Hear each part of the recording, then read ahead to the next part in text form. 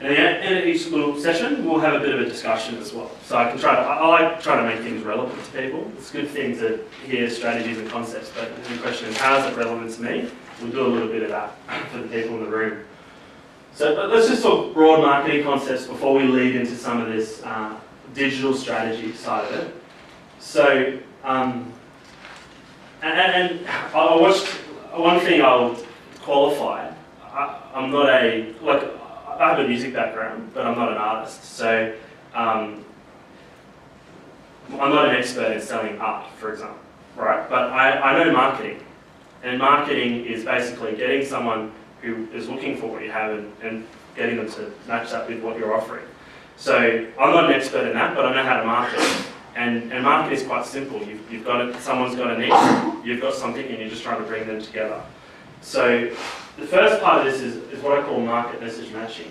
So and another thing as well is there's no compromise here. It's not like you're selling yourself out by looking at the market, because some people think if you look at the market and you start changing your product, you don't have to compromise what you do. What we're trying to do is in online marketing is trying to make what you do relevant to a group of people who actually can buy. Because it's one thing, art to be a hobby, and doing it because my wife does a lot of paintings and so on. It's something she does as a hobby. It's another thing to actually make a profitable business out of it. So if you want to make a business out of it, but not compromise what you do, you've got to ask the question, how do I make what I do relevant to a specific group of people? And the internet is the perfect way to facilitate that. So 2 questions to ask yourself. So I want you to think about what you're offering, but you normally in marketing you start with the market. Like I said, we're not compromising, but we're just asking the question, who are they? So what are the groups of people out there that could potentially buy my products and services? And then the second question is, what do they want? So with this, you're more thinking about them, and you're thinking about how do I position what I have to be relevant to them. Also, with the message side of it, so that's target marketing. With the messaging side of it, and I have looked at a number of websites of people in this room, and I think the message is quite important, and I felt that the message wasn't clear. And when I say a message is portrayed through content, through design, and you would have a message in your art as well, but we're talking about a message to make what you do relevant to a target market. So keeping those questions in mind about who are they, what do you want, what makes you unique, what is your story, why you? One of the models we normally work with on the website is why choose you? What are some key compelling things? And people normally go off in a lot of tangents when they talk about that, but how do we break that into compelling reasons why people should choose you? So these are messages. And then what is your value offering? And looking at that offering as well, because that all ties into the website, because you end up putting what you offer to a prospective target market. What are you offering sometimes what you're offering, your price point might be too high. And there's something called a loss leader. A loss leader is you reduce your price point to build your marketing funnel, because it's 6 times more expensive to get a new client than to turn over an existing one. So maybe it might be worth looking at your offering going, well, am I offering too much now? Can I break my offering up into smaller offerings to bring them into a client base so I can work them over time? And that's when we're thinking marketing funnel, not once-off transaction. So market message matching is really looking at your market, writing those things down about your market. Who are they? If you could have a room full of people of your prospective market, what would they look like? Profiling them. What do they want? What's their needs? And then looking at what you do and your offering, and then trying to market message match that. And then the third end is media, is then how do you use media to actually facilitate that? Now, let's talk about the internet. So the internet is all about niche, right? So if we're talking market message matching, you can't be so broad. Like, you've got to zone in on some kind of target market. This is how the internet works. People are searching for something specific. So one of the exercises to do that I find, I do a lot of workshops, is actually try to break, because you might go, well, okay, so who's my market? Okay, people who want my paintings, for example, right? So, well, that's good, that's quite broad. How do you break that up into more niche markets? More targeted markets. So a niche market would be commercial, for example. Like people have a budget for art in their hotels and so on, and you could even go more niche than that. Maybe it's hotels, maybe it's people who have offices. It's just breaking what you do up your market into little niche markets, and then zoning into that. And we'll talk about how to market to those people later on. But this is a very foundational thing: is how do you? This is a word I've come up with: nicheify your offering in your market. How do you niche that? And how this works on the internet. So we're kind of moving from strategy now. We're moving into technology and how the internet is working. It's based on these principles. So it's something called keyword research. So write that down. There's plenty of keyword research tools out there. Google used to have one called Google Keyword Tool External. They've actually taken it off.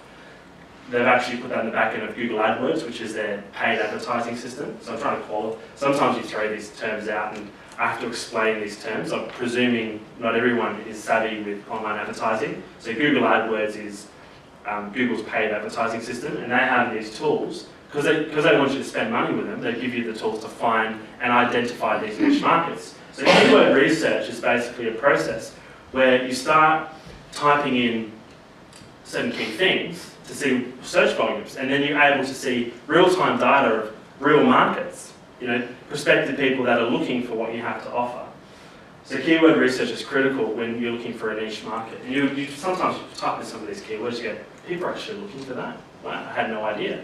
And then you start thinking creatively and going, well, how do I match my messages and what I do to that prospective niche market?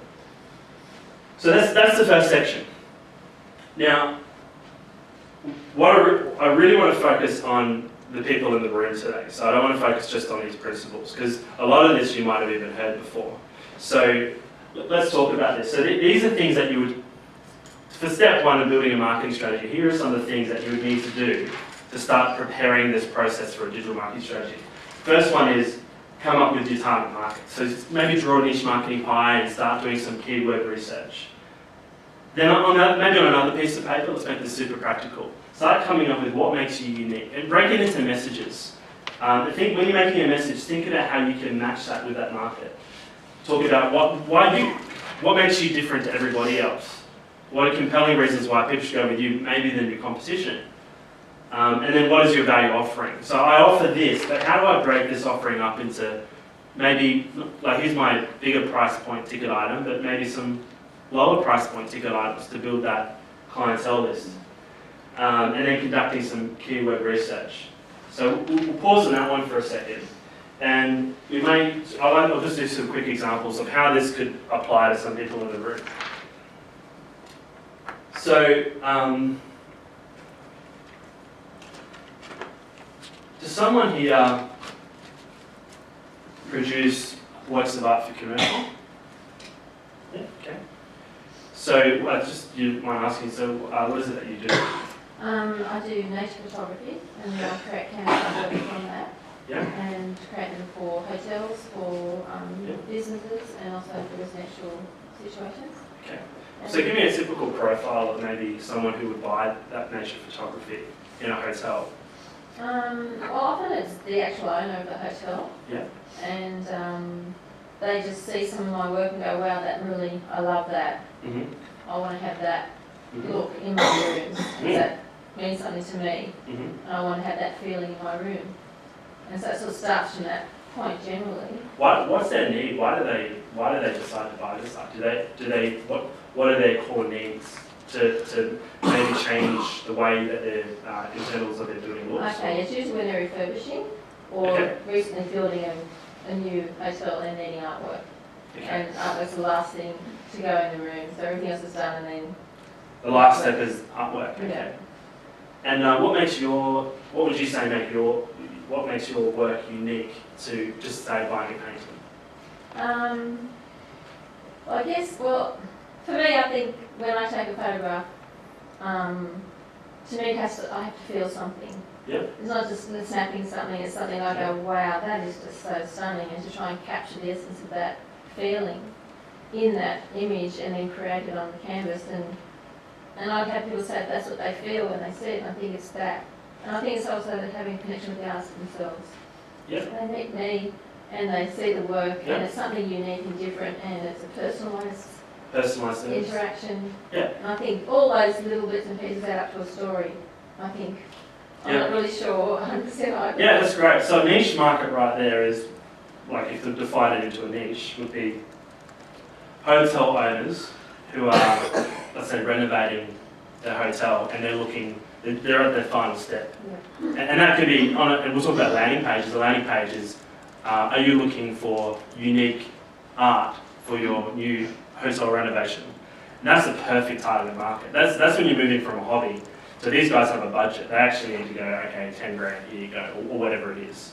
So that's a really good example of, commercial is a really good market to go for. You're not compromising what you do, you're just offering it to a particular market who need what you offer.